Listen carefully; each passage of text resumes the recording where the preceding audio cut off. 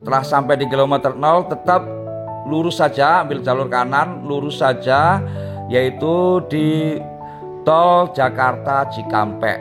Nah, ketika Anda sudah berada di tol Jakarta Cikampek, Anda berjalan terus kurang lebih 9 kilo bebas ya, mau jalur yang mana saja. Tapi setelah nanti di kilometer 9 Jakarta Cikampek, ambillah jalur kiri, karena kurang lebih di kilometer 10 nanti Anda ambil naik ke tol layang.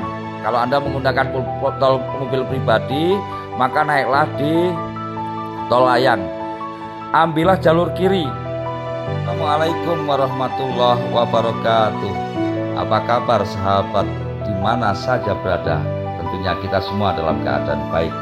Sahabat dan teman-teman semua, barangkali di antara kita ada yang belum pernah sama sekali mengendarai kendaraan sendiri dari Pulau Sumatera menuju kota-kota di Pulau Jawa.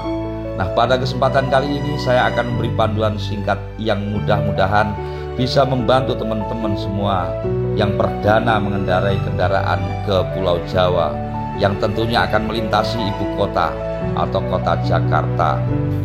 Adalah hal yang wajar ketika baru pertama kalinya kita akan dihantui rasa kekhawatiran dengan berbagai kemungkinan yang terjadi dalam perjalanan kita. Panduan yang akan saya berikan ini mudah-mudahan bisa membantu memudarkan keraguan kita dan menumbuhkan rasa penuh keyakinan, percaya diri akan membawa kendaraan sendiri, karena dalam kondisi tertentu ada kemungkinan kita tidak bisa membawa supir dengan berbagai alasan.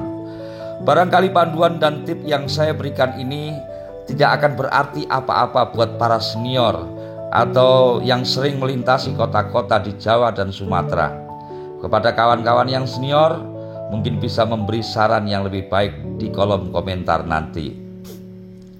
Sahabat dan teman-teman semua, sebenarnya kita sekarang ini sangat dimudahkan dengan menggunakan GPS dalam setiap perjalanan kita, terutama untuk wilayah-wilayah yang kita tidak paham dan belum pernah melintas. Walaupun toh kita sering sekali dibuat kecewa dan repot oleh panduan yang dilakukan oleh GPS, tetapi saya tetap menyarankan dalam perjalanan Anda standby dengan GPS-nya sebagai pengingat kita ya dalam perjalanan tersebut. Baiklah sahabat semua, selain kita tetap menggunakan GPS, apa saja yang perlu kita siapkan untuk perjalanan kita agar kita tetap percaya diri dan tidak ada keraguan-keraguan dalam perjalanan, karena keraguan akan membahayakan kendaraan kita. Baiklah, yang pertama yang harus kita lakukan adalah mempersiapkan perjalanan kita. Persiapan yang dimaksud adalah persiapan yang matang, meliputi kondisi kendaraan, sardu etol, dan tentunya sangu yang cukup ya kawan. Yang kedua, kemudian kita nanti akan melintasi atau melintas di Selat Sunda. Kita harus paham bagaimana cara menyeberangkan mobil kita menggunakan kapal tentunya. Sebenarnya dalam hal ini tidak ada yang sulit, karena ketika kita belum tahu dan mau bertanya dengan petugas yang ada di pelabuhan, mereka pasti akan membantu kita. Hal-hal yang perlu disiapkan adalah untuk penyeberangan ini adalah dengan membeli tiket kapal. Pembelian tiket harus dilakukan dengan cara online menggunakan aplikasi Verigi. Download saja di Play Store, kemudian coba-coba saja. Kalau nggak dibayar ya nggak hilang duit kita. Coba-coba sampai betul-betul kita bisa, kita yakin sudah pasti bisa, baru kita menggunakannya secara untuk pembelian aplikasi tersebut. Tapi dalam pembelian itu ada beberapa yang harus diperhatikan. Hal-hal yang perlu diperhatikan dalam pembelian tiket adalah memilih jam masuk pelabuhan. Karena kalau kita datangnya terlambat dari jadwal yang kita booking atau tiket yang kita beli, maka tiket kita akan kadaluarsa dan akan rumit nanti mengurusnya. Oleh karena itu kita harus bisa memprediksi waktu kita bisa sampai di pelabuhan, atau kita bisa menggunakan jasa tiketing, beli tiket di pelabuhan. Jadi tidak mungkin kadaluarsa kalau kita beli tiket di sana. Kalau kita mau melakukan pembelian melalui jasa tiketing, nambahnya tidak terlalu banyak ya. Tapi kalau kita akan melakukan tiketing sendiri ya, maka tiket yang kita beli itu jadwalnya harus selisih 2 jam dari perkiraan kita masuk pelabuhan. Misalnya perkiraan kita nanti sampai di Pelabuhan Bakauni jam 9, maka belilah tiket jam 11. Nanti kalau jam 9 betul-betul sudah nyampe di pelabuhan, tiket yang jam 11 itu pun sudah bisa digunakan. Dengan begitu tiket kita terhindar dari kadaluarsa. Tiket itu bisa digunakan 2 jam sebelum jadwal yang kita booking. Baiklah sahabat-sahabat semua, di mana saja berada, setelah kita nanti bersandar di Pelabuhan Merak, kapal kita bersandar di Pelabuhan Merak, mobil kita akan melintasi di Pulau Jawa. Ikuti saja panduan rambu jalan keluar dari pelabuhan. Dalam hal ini pasti banyak nanti mobil-mobil yang bisa kita ikuti, karena mereka juga akan keluar dari pelabuhan. Setelah keluar dari pelabuhan, sebaiknya kita ambil jalur kanan saja, kecuali memang jalanan longgar ya. Karena nanti di persimpangan pertama kurang lebih 1 km kita ambil jalur kanan dan menggunakan akses tol menuju Jakarta. Dari persimpangan itu masih kurang lebih 2 km lagi baru kita akan sampai pintu tol. Dan Anda bisa menggunakan jalur mana saja sampai ke gerbang tol tersebut, karena hanya ada satu-satunya jalan. Kecuali nanti sudah dekat dengan gerbang tol itu ada pilihan jalan ke kanan dan lurus, kita lurus saja. Kalau kanan itu turun ke Cilegon. Nah, sebelum sampai gerbang tol itu, bagi Anda yang ingin beristirahat atau makan, bisa berhenti di rest area SPBU ya. SPBU yang kedua sebelah kiri jalan, tapi yang kedua ya. Ada 2 SPBU sebelah kiri jalan semua, nanti SPBU yang kedua. Tempatnya cukup nyaman, Anda juga bisa top up kartu tol di situ. Di situ juga ada Alfamart, ada masjid, ada rumah makan Padang yang harganya juga tidak mahal. Lanjut, setelah masuk jalan tol dan melintasi jalan tol Merak Jakarta, Anda tidak akan keluar-keluar lagi nanti sampai mungkin di kota tujuan Anda di Jawa. Mungkin tergantung kotanya ya.